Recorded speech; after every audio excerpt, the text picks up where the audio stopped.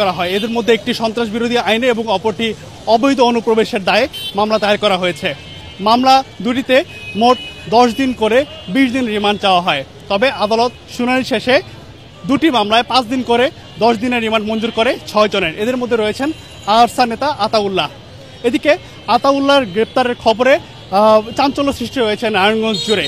স্থানীয়রা জানিয়েছেন আরসা যে সশস্ত্র সংগঠন, যে রোহিঙ্গাদের সশস্ত্র সংগঠন আরসা, সেই সংগঠনটির প্রধান গ্রেপ্তার হওয়ার ফলে কিন্তু চাঞ্চল্য তৈরি হয়েছে এবং দীর্ঘদিন যাবৎ রোহিঙ্গাদের যে সশস্ত্র যে সংগঠনটি রয়েছে আরসা, সেই আরসা প্রধান নারায়ণগঞ্জে সিদ্ধিরগঞ্জে অবস্থান করছেন। বিষয়টি বেশ চাঞ্চল্যের জন্ম দিয়েছে। এদিকে দুইটি মামলায় 10 দিন করে রিমান্ডের খবরে বেশ কিছু তথ্য বেরিয়ে আসতে পারে বলে এমনটাই জানিয়েছেন পুলিশ।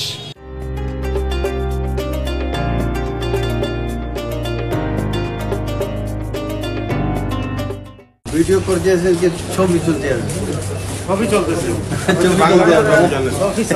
ঠিক আছে, সময় লাগে না আমার দিক সব জায়গায় ফার্স্ট টাইম শিখি বেলাই যেটা আছে সবগুলা। কোনো প্রশিক্ষণ নিয়েছিলেন এভাবে? কোনো কিছু দরকার নেই আমার, এমনি শিখে বেলাই যত আছে থাকবো। আমি তো অরিজিনাল মুসলমান, তো আমরা অরিজিনাল মুসলমান। রোহিঙ্গা আর্মির নেতা, কমান্ডার ইন চিফ আবু আম্মার জুনুনি,